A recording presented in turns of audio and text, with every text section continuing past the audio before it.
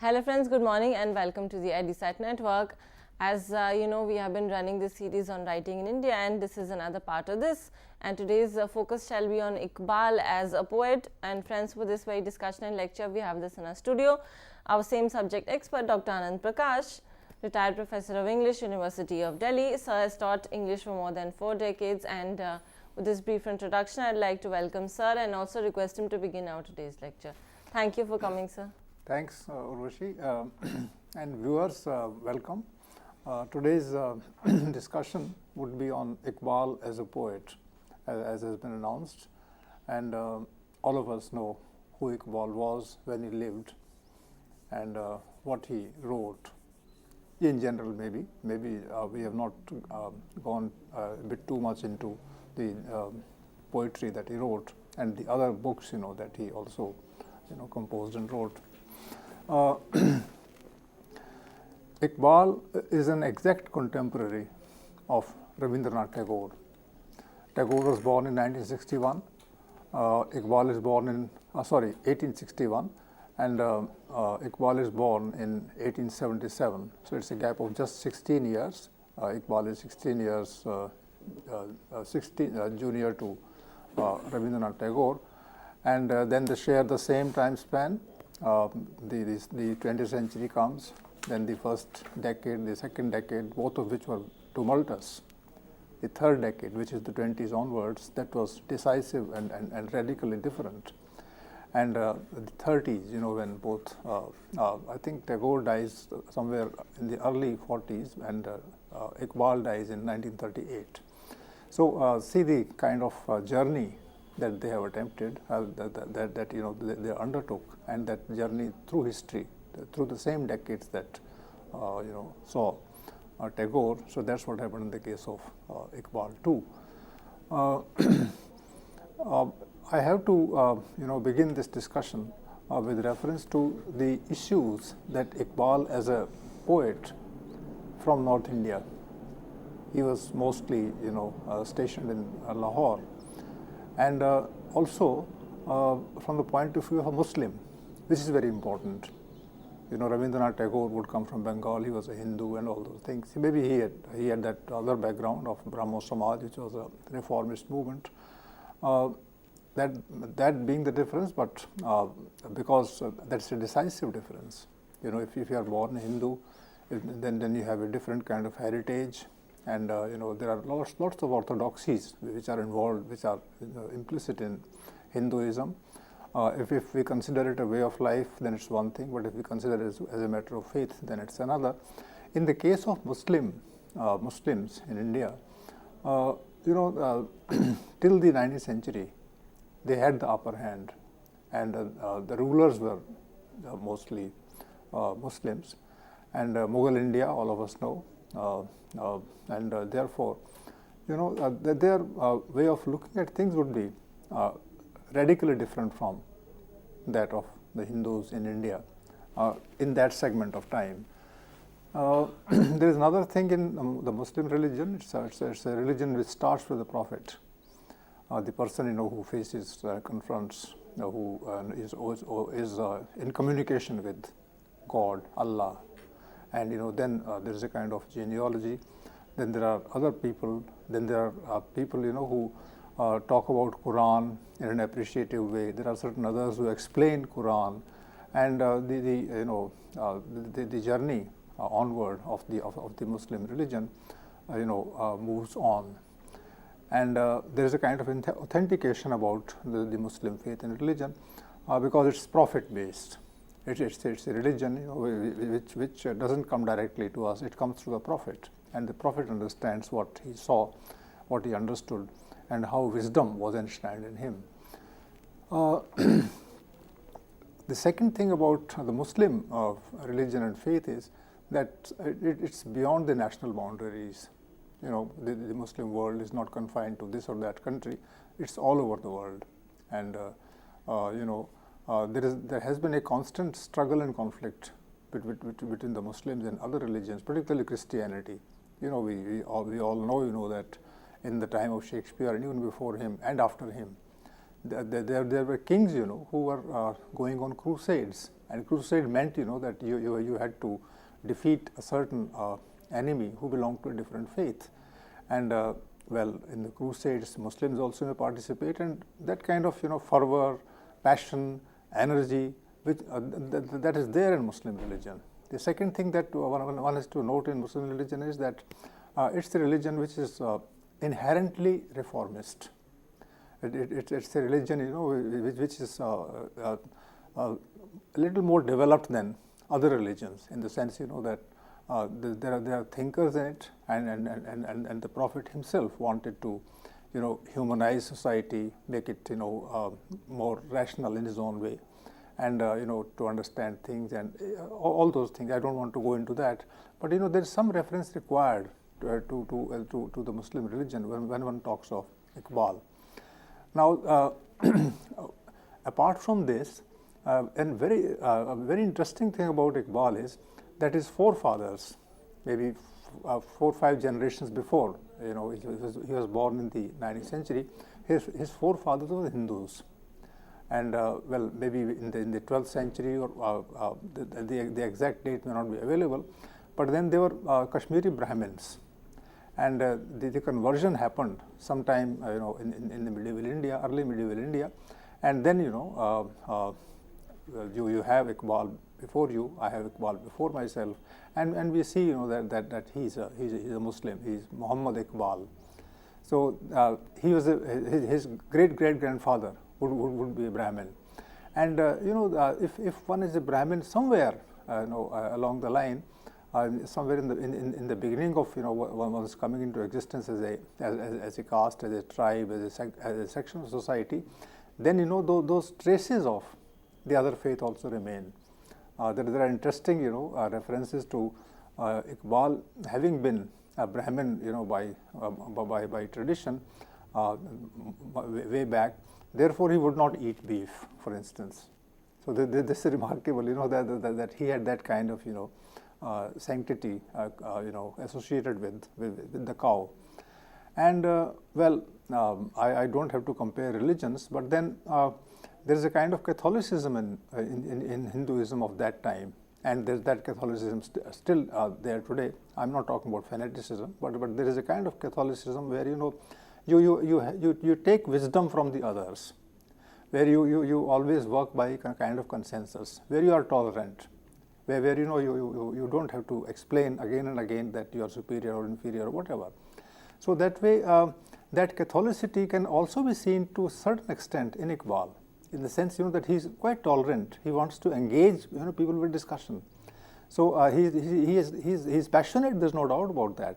But then he is also talking about khudi and bekhudi. Khudi is selfhood, and it's very difficult to belong to a religion and still believe in khudi. Because khudi means that unless things appeal to you, you will not accept them. So which means that, and it goes counter to what is called the faith. So the person is talking about khudi. There's a entire collection of poems written by him in Persian, which is called Asrar-e Khudi. So he's talking about the mysteries or secrets of khudi, selfhood, and which means I don't know, maybe because my memory is not very good these days, so I don't know, but I feel that this particular couplet would define his way of looking at things. When he says that खुदी को कर बुलंद इतना कि हर तकदीर से पहले खुदा बंदे से यूं पूछे बता तेरी रज़ा क्या है. तो खुदा and khudi. So khuda is the great force outside, and khudi is the selfhood. So unless and there is a dialogue with khuda. So this kind of a thing is there in Iqbal, and that must have some kind of influences that he inherited from the tradition which I have talked about. The second thing is also talking of bekhudi, which is remarkable. Now this is common both to the Muslims and the Catholic Hindus. I'm using a very different term. Those Hindus who believe in some kind of a tradition of goodness. So that bekhudi, which means that you will remain selfless. Even though you believe in selfhood, you believe in some kind of identity, you will remain selfless, and you will talk about the society in general, not about yourself. So your self is there, Now imagine, Iqbal also is a contemporary of T.S. Eliot, who also talks of extinction of personality.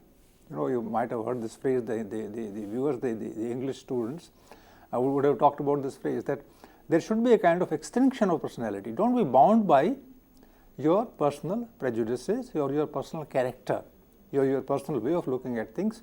Always try to be general.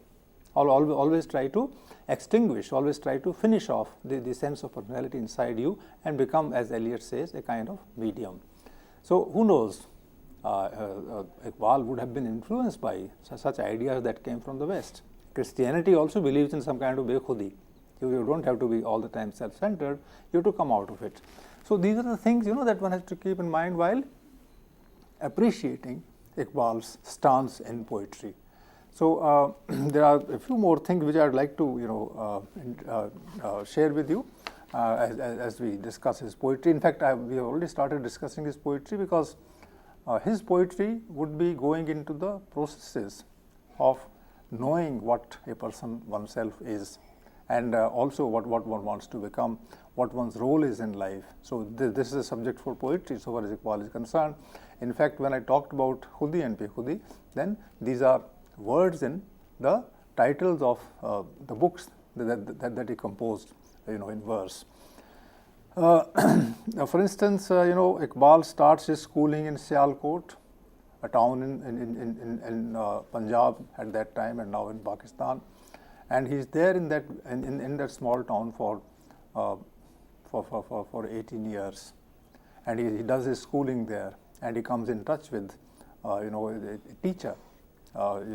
His name is Sayyid Mir Hassan. He comes in touch with him, and this teacher becomes his mentor.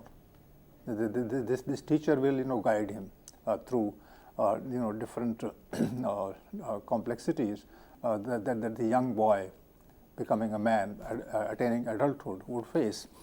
And this Sayyid Mir Hassan himself would be a part of a movement at the time. He was born in 1844. He was senior to Iqbal by 23 years, and at that time, Muslim community was face to face with a dilemma. The dilemma was whether to believe in the tradition of religion or whether to modernize. Now it might appear slightly, surprising today, but the Muslims have been always, facing this problem of modernizing themselves, and they really modernize in the sense, that there come other people who interpret Islam in a different manner, and well, in the opinion of some people, Muslim religion is very close to socialism, because it believes in some kind of asceticism, some kind of self-control. It also believes in being generous. It believes in feeding others, at a particular time. It believes in not collecting too much of wealth. All these principles are there in Islam. It believes in not giving into certain vices, and that way, lots of things. I don't have to go into them. But then, in the 19th century Islam, this dilemma is there. The dilemma is whether to look back to the tradition or whether to go ahead with certain modifications in one's behavior and changing oneself for the better. And there is that kind of a movement. It's also intellectual in nature in the 19th century, and this movement among the Muslims is led by the great Sir Syed Ahmad, this person who is there in the second half of the 19th century, and he believes in, and this is very radical of him, very perceptive as well as sensible of him. Sir Syed Ahmad believes in educating the masses. And educating the masses not through madrasas, where Holy Quran and other books will be taught. He would believe in educating the masses in modern education, in the modern concepts. And therefore, you have the Arya Samaj movement, which is called the DAV movement, and AV or DAV itself stands for the Anglo-Vedic. And Anglo-Vedic means that you look towards the past because you have to take inspiration from the Vedas. But you also talk about Anglo. Anglo means something which is Western, something which is English, and you will combine the English with the Vedas, the teaching of Vedas. Now, in correspondence with this, parallel to this is the Muslim educational intellectual movement in the 19th century, which is called Anglo-Arabic. And in fact, the Aligarh school, the Aligarh University today, and Aligarh school in the sense of Aligarh school of thought, this believes in a kind of modernism, where you have to take knowledge from the West also. You have to read their texts, you have to read their authors, you have to read their intellectuals, and you have to seek some kind of knowledge from them. And under the influence of under the influence of Sayyid Mir Hasan, he started taking more interest in the enlightenment that was coming also from the West, and this combination may have helped Iqbal. So when he is 18 years, then Mir Hasan tells him, the teacher, the mentor, he tells him to move away from the town and go to Lahore. Lahore is the center of education in the second half of the 19th century. And Iqbal goes there, and what he does there, he meets an Englishman, an English teacher, who's teaching, of course, Arabic, but he's an Englishman, and his name is Sir Thomas Arnold. So he goes to him, and he accepts his guidance in all matters. And there, he decides to read subjects, which are, within quotes I am saying, non-Islamic. And what does he study there? He studies philosophy. Now that philosophy is generally Islamic philosophy, so he'll be deeply steeped in the Islamic philosophy, he'll understand it. And if you are interested in the philosophy of a religion, then your mind opens up. And then you start, going into the nature of concepts. You start analyzing things for yourself, and you realize, that this kind of an education is going to help you widen your intellectual horizon. So he studies philosophy. Then he reads history. Now history, straight away takes one into the mold of what is called progress. Historically speaking, you have a day and you have the next day and the next day to that.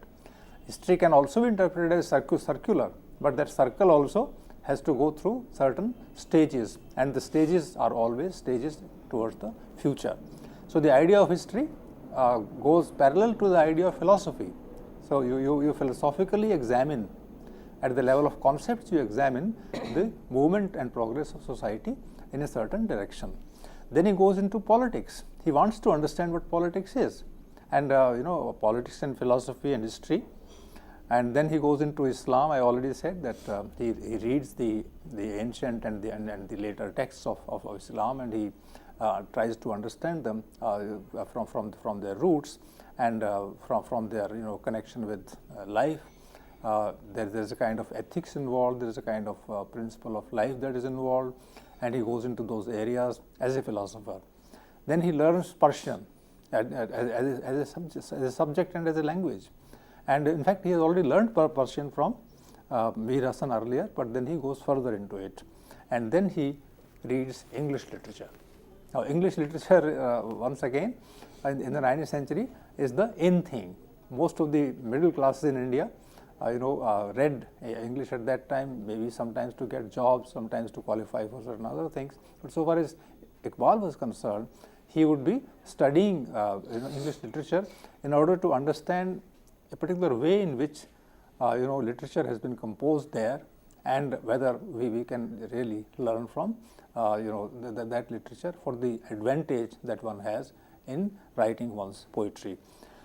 So he goes into all these areas, and what he decides is important. He starts writing in Persian. He writes poetry in Persian. He's a great scholar of Persian so far as his early days are concerned.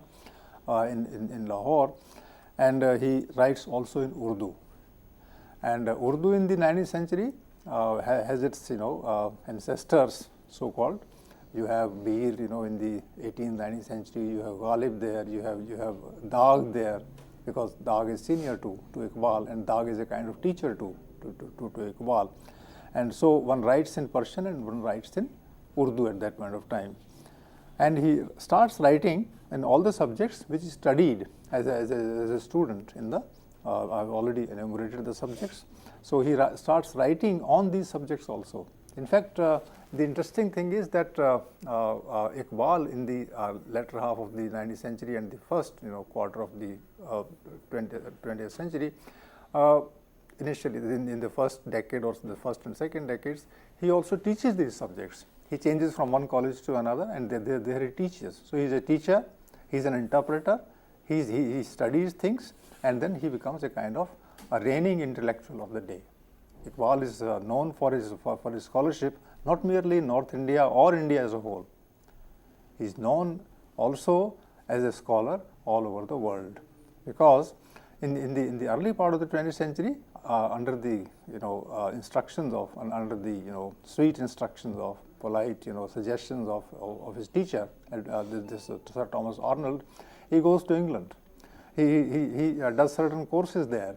Then from there he shifts to Germany, and he learns German, and he takes influence from German literature, and he can express himself well in German at certain points of time.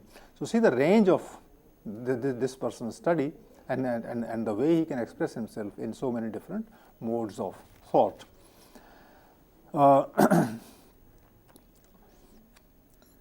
Iqbal, I would consider, along with Tagore, as a kind of phenomena.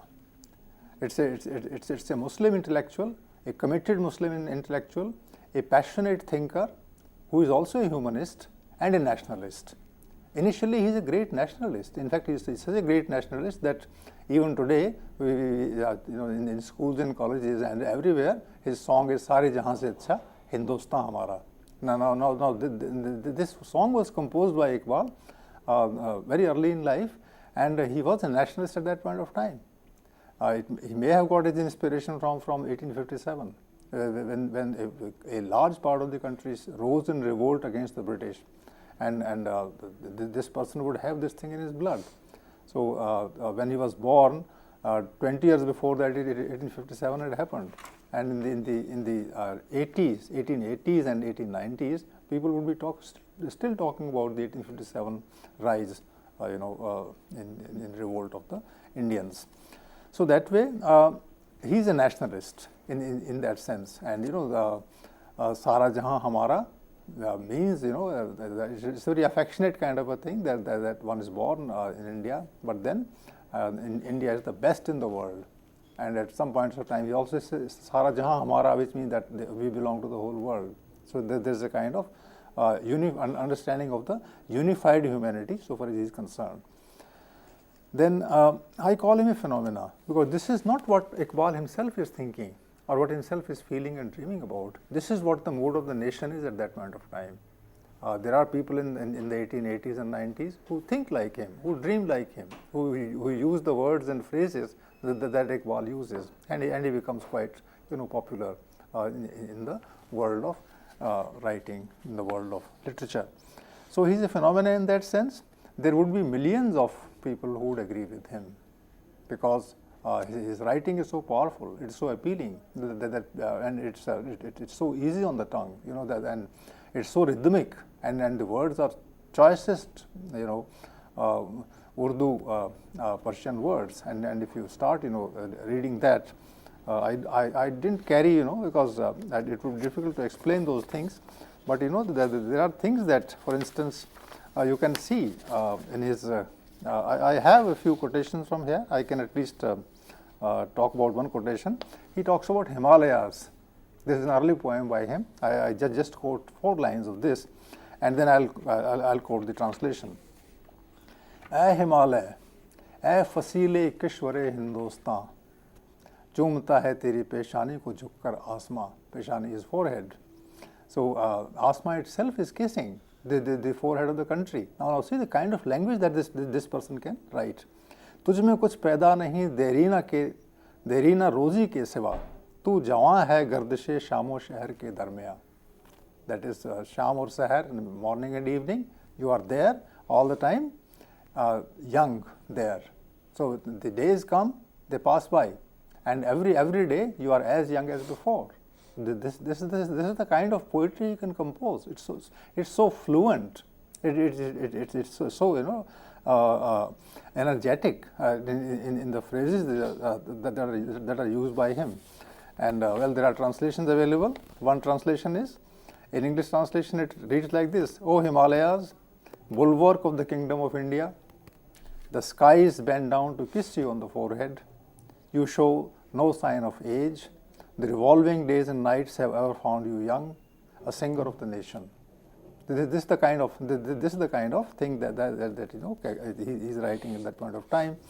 I don't have the other thing in the original Urdu, but then this Himalaya thing is quite inspiring in his case. For instance, in another quotation he says, "O Himalayas, tell us the story of the times when man's first parents first dwelt in your hem.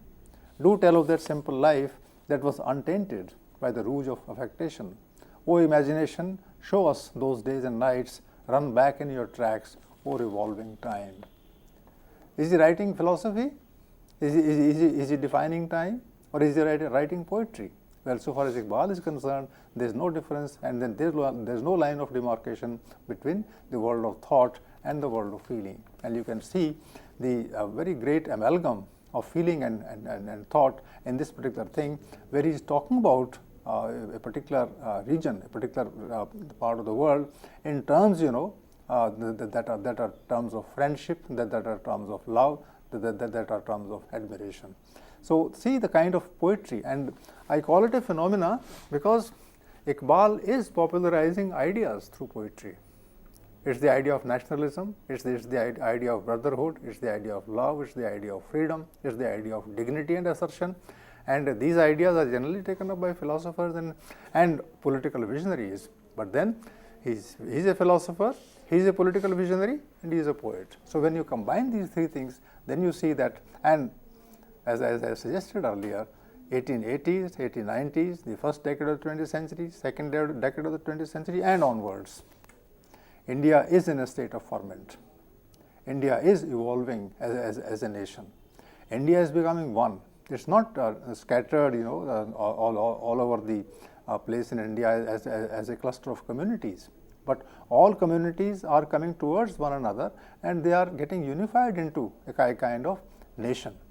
And when they become unified, they are very powerful. They become a very strong segment, and that's what the country is going to become in the coming years. And this passion for coming together, and coming together for a cause against a force which is an alien force, this is what Iqbal would be understanding from his surroundings, and this is how his poetry can be defined. So I call it a phenomena. It's a nationalist phenomena, and this nationalist phenomena is what Iqbal's poetry is. So I call him a phenomena in that sense, and in the previous lecture when I discussed Tagore, then I tried to trace this phenomena from the angle of a Bengal intellectual who is a Renaissance person, and he was going to the masses, and he was becoming popular there.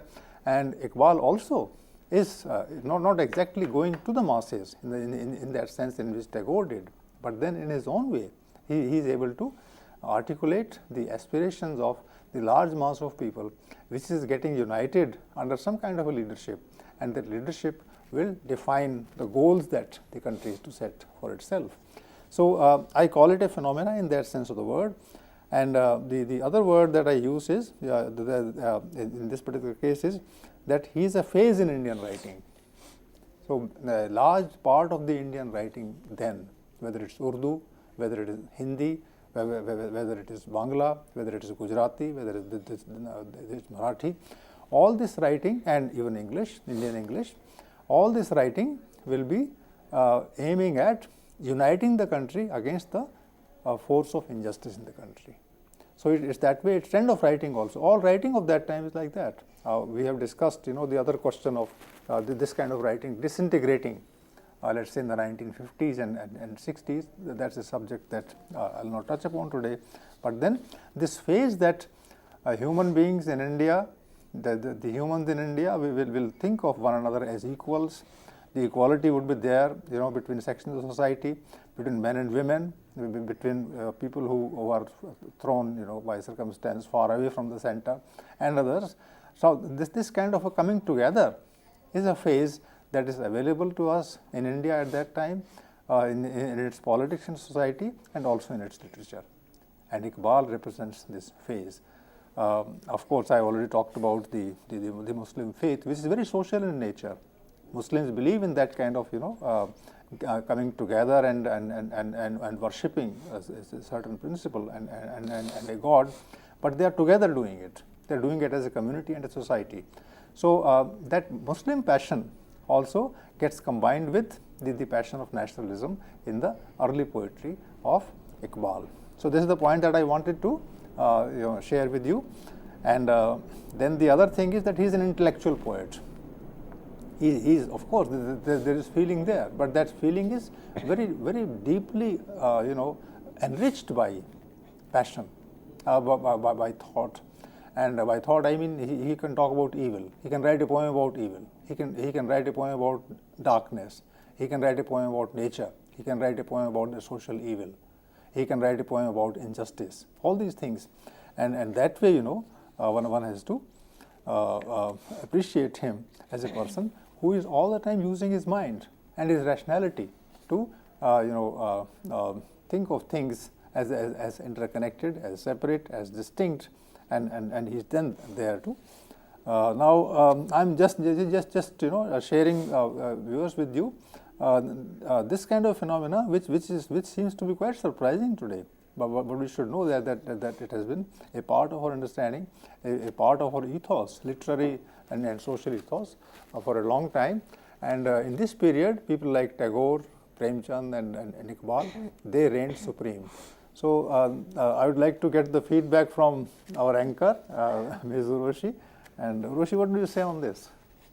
If you have something to specifically. Sir, of course, I'm quite enamored even by hearing the lecture so much so that I'm pretty much quiet and I'm not raising any questions. But still, there's one idea which I wanted to clarify. You have talked about the idea of khudi and bekhudi. Bekhudi, you explained the idea of being selfless. Yes. And khudi is the idea of selfhood, manifesting yourself.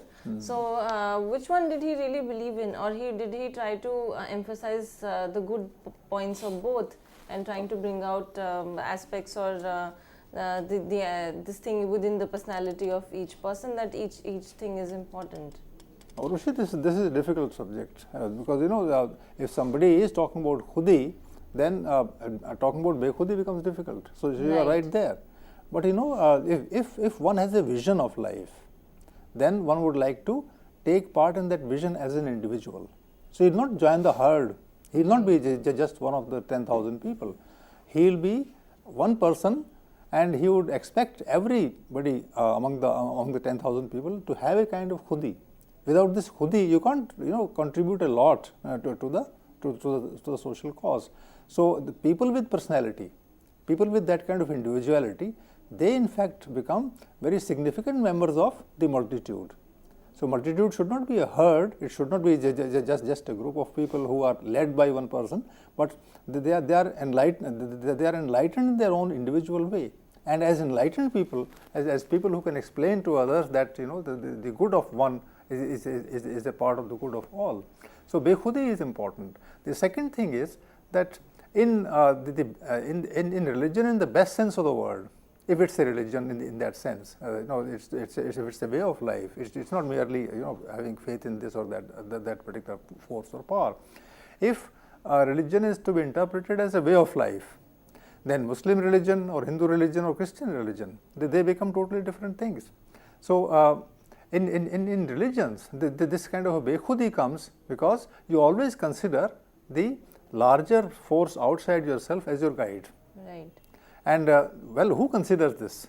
You yourself. So see the kind of selfhood that is there. I choose to be good and productive for the community to which I belong. So the question is, who is choosing? I am choosing. If I am choosing, then I have a sense of I. Then I have a sense of khudi. So that khudi in fact tells me to come out of the self-centered thing and join the khudi of others. So I think these two things are connected so far as Iqbal is concerned, and he is making the idea of selflessness dependent upon, based upon the idea of the selfhood that one imbibes in life through conscious effort. You see, when one is born, then one is always at the mercy of others. When one becomes an adult, then one goes by tradition, the family tradition, honor, this, that, etc. Then the school curriculum, whatever is taught there, one starts accepting all those values.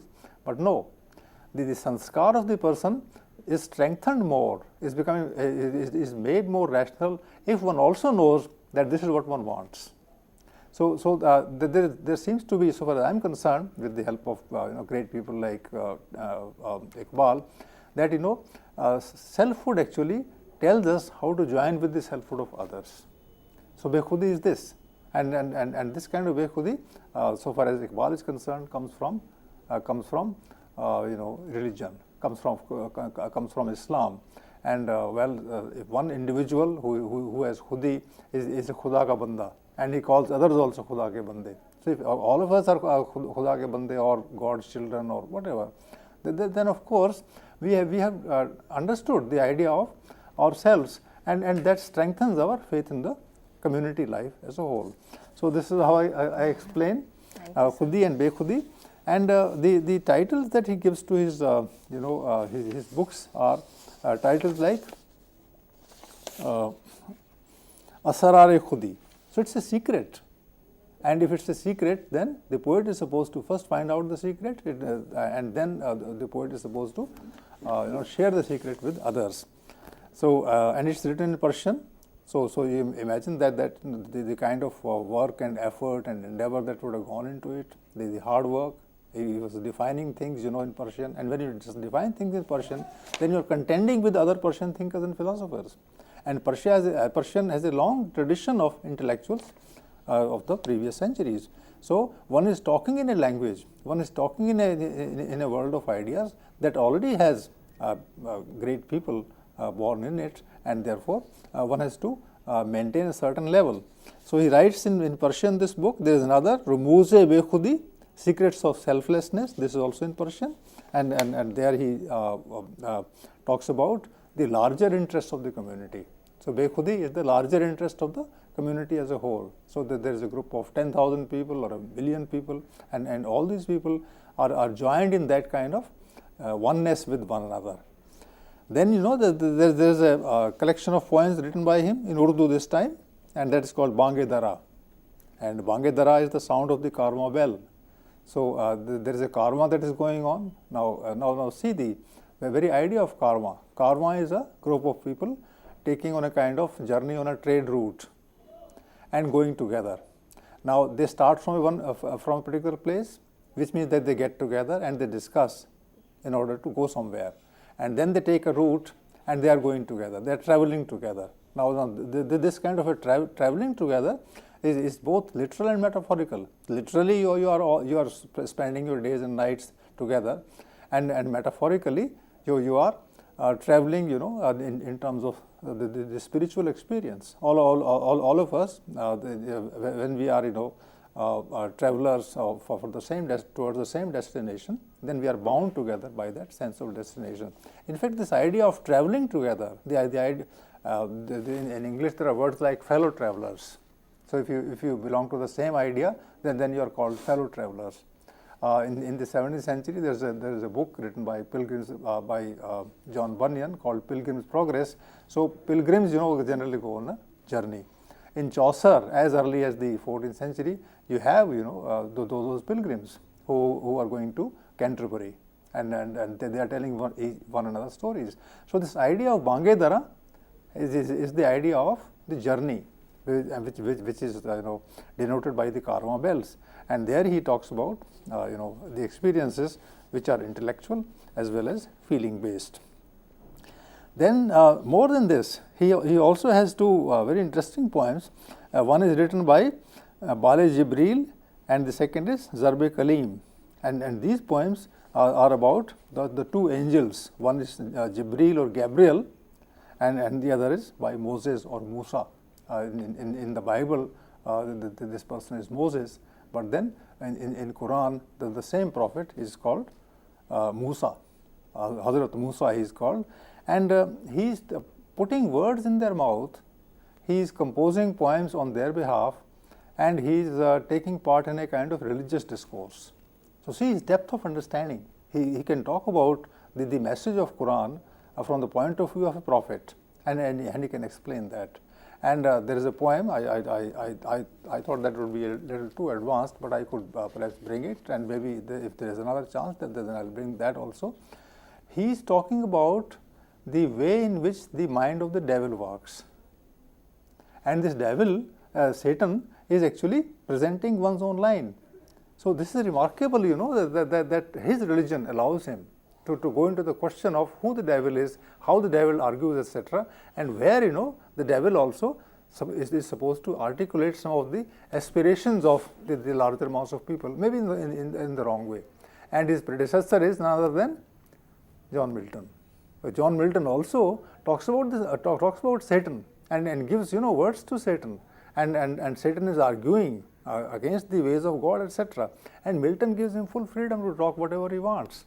So this kind of a thing, this person also can talk, and he can use the same kind of verse. Now I'll say one thing about the verse before I conclude. Iqbal is one of the very few poets in the early part of the Urdu tradition who writes long poems and who writes in the what is called the not free verse, blank verse. This blank verse originated in English in the last decade of the 16th century in the hands of Marlowe, and Shakespeare straight away took it over, and Shakespeare in all his plays is using the blank verse. And after that, the great master of blank verse is John Milton, who writes the entire Paradise Lost in blank verse. Now blank verse is that where lines don't rhyme, but the meter is maintained, and that particular restriction of rhyming, putting the rhyming word at the end, that is taken away. But otherwise, the flow as well as the rhythm is kept intact. This is the kind of blank verse that Iqbal popularized in the latter half of the 19th century, and he wrote many of his, in fact, all his great narrative poems, which is called Nazm. There is something called Ghazal or something, but there is another thing called Nazm, and he is a writer of Nazms. That is the long poem, long narrative poem, and he can write a Nazm of say 20 pages, 30 pages, and even more, and he can argue, and the flow is all the time unstoppable. So in these things, then he is talking about this. Sir, just to interrupt you, you mentioned the term nazms, and he would write nazms of, you said, even close to 20 pages. So did he stick to any specific subjects for these nazms, or whatever that he wanted to write on? No, you're very right. I think in raising this question, he was all the time focused upon a certain issue. He would talk about an ethical issue. He would talk about the idea of freedom. He would talk about the idea of interpretation. In fact, there is a whole list of themes that I took from somewhere, and I can share those themes, because his poetry is all the time centered around themes. He will not talk about happiness just like that. He will not talk. He will not talk in the mode of a small lyric about a state of mind. He will always pick up an issue and present his point of view. In that sense, he is not a romantic. In that sense, he is a classicist. A person who is writing not for himself, not as a matter of self-expression, or if he has to express himself and give use the word self-expression, then that selfhood, that khudi is to be defined. And khudi is a very, very important philosophical and social concept. So he will not write just like that, merely to express himself, but around a particular idea. For instance, his theme of poetry, I'm just talking, without that kind of line of argument. He talks about nature. So he'll appreciate nature. He will celebrate nature. And if you have to celebrate nature, if you have to write about nature, then you are taking it as a mission. So you can. Himalaya was a poem about nature. It also became a poem about a country. He talks about हम बुलबुलें हैं इसकी ये गुलिस्तां हमारा.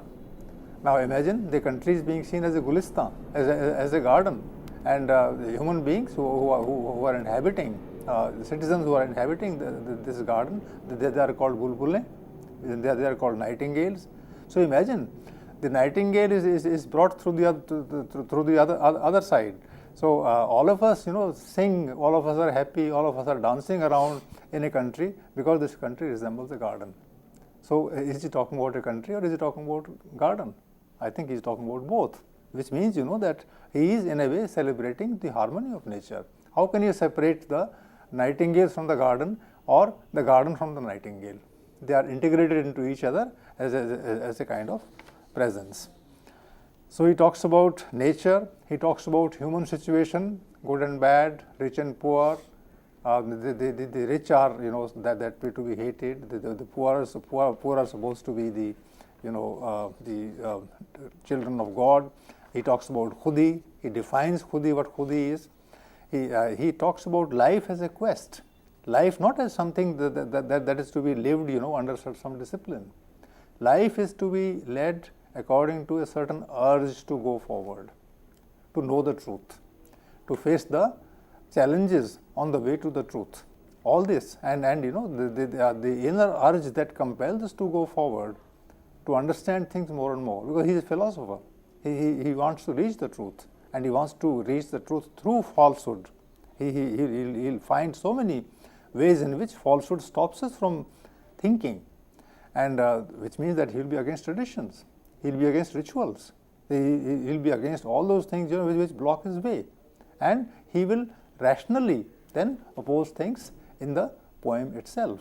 So that way a kind of a rationalist thinker is active in the world of poetry, and he uses symbols very creatively. Those symbols mean something as a philosophical concept, as well as an evocative thing that will give us pleasure.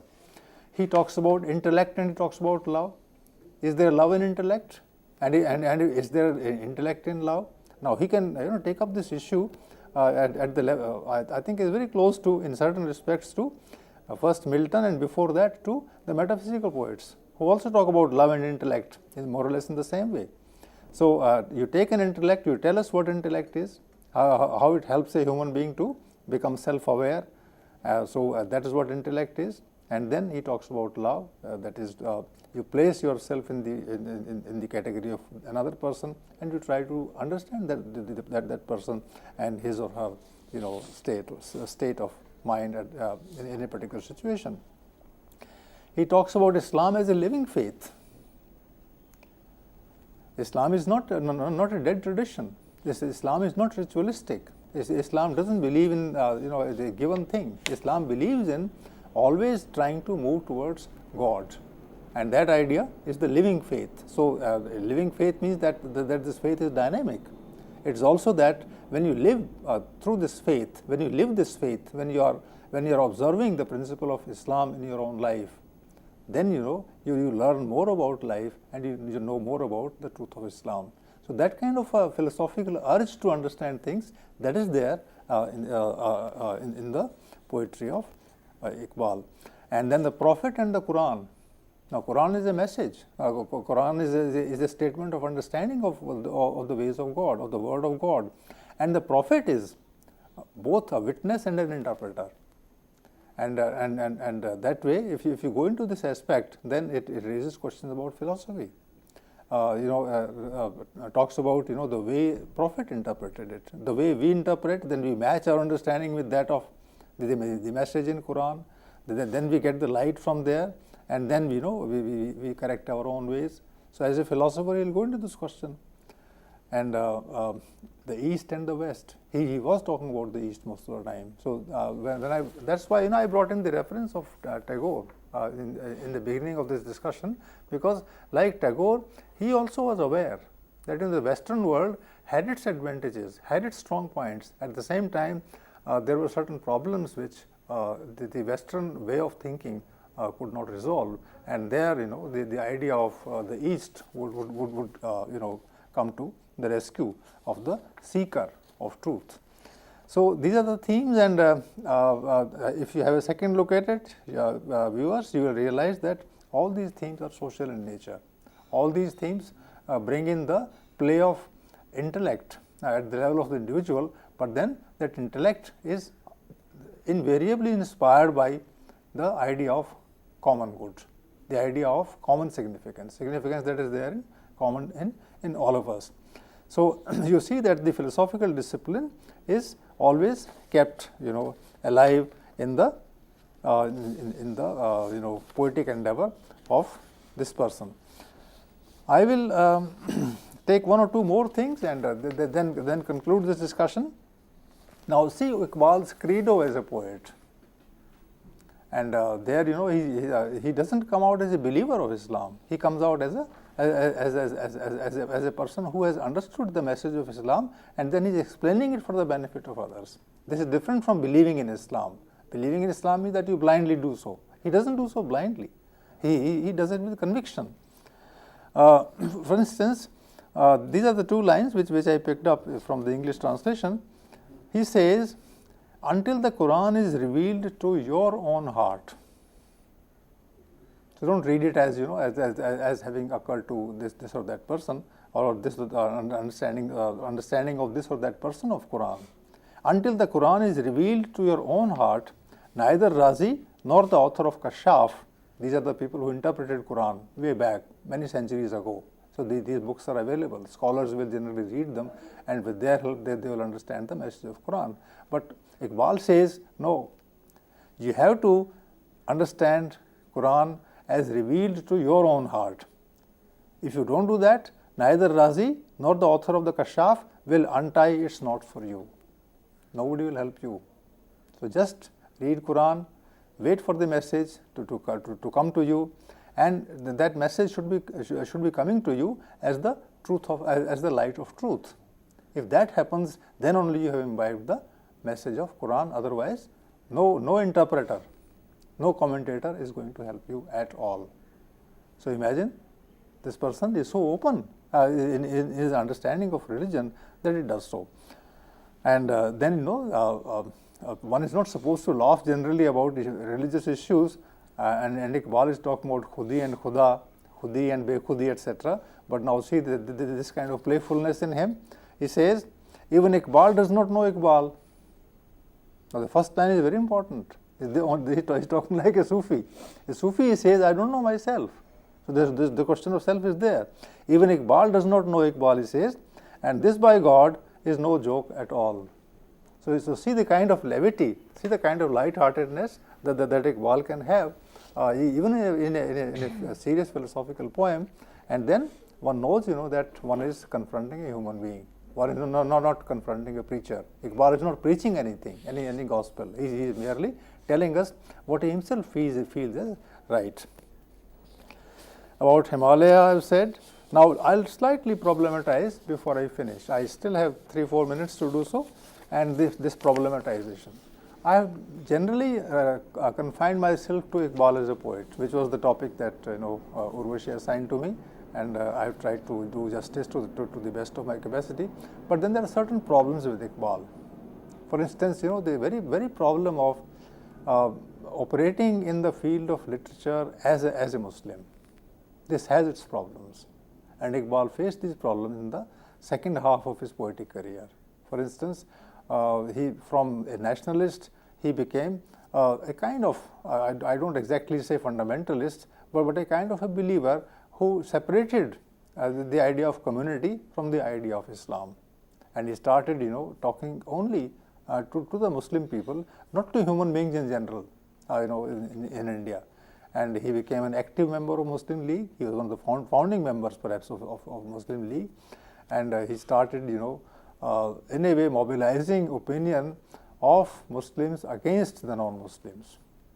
And that gave a turn to Indian politics in a particular manner. He was, and some people, allege that he was being used by certain interested sections in India who were very, very close to the Britishers. And therefore, he entered politics, and he entered active politics there. And he wrote, political treatises, and he led, delegations to England, and he wrote, asking people to unite along lines of the community, the Muslim community. And he seems to be a kind of in the latter half of his career, he seems to be a kind of spiritual father of the idea of Pakistan, of a separate country. Of course, he died in 1938, but if he had lived, till 1947, then he would have been one of the icons of the formation of Pakistan. This is to be kept in mind. And in fact, he contacted Jinnah, who was a young man when he was, imagining all those things and dreaming about those things. And he inspired Jinnah to take up the cause of Muslims. Now, this kind of, deviation from the idea of a nation, from the idea of humanity, from the idea of a poet who talks about things in general, truth in general, from that his deviation occurred. And Iqbal, for this reason, has had a large number of critics. Not merely among Hindus and others, but also among Muslims. There are a large number of secular Muslims, in the sense that they don't believe in any kind of a ritual, and they don't believe in Muslims as separate from other people. They simply say that they have faith in Allah, but that is all about it. Faiz, for instance, will never touch him with that kind of interest. So you have this kind of a problem, but our job is to understand his strength as a poet. If we have done that, and if we can separate his politics, if we can separate his practice to think only of a particular community against the interests of others, then I think we have a right to criticize him as a thinker and as a political practitioner. But well, so far as a poet is concerned, he is one of the finest poets, not merely of the world, of India, but of the world. Right. And that is to be kept in mind. So this is the conclusion that I give. And thank you so much, sir, for actually summing it up and also letting us know that we must separate his politics from his practice, and we have to look at him as a thinker, as one, and a political practitioner as another. Two facets within his personality. So friends, with this we bring our lecture to a close, and we must thank sir for his valuable input and contribution to our series. Thank you so much, sir, and thank you friends for watching. Have a great day.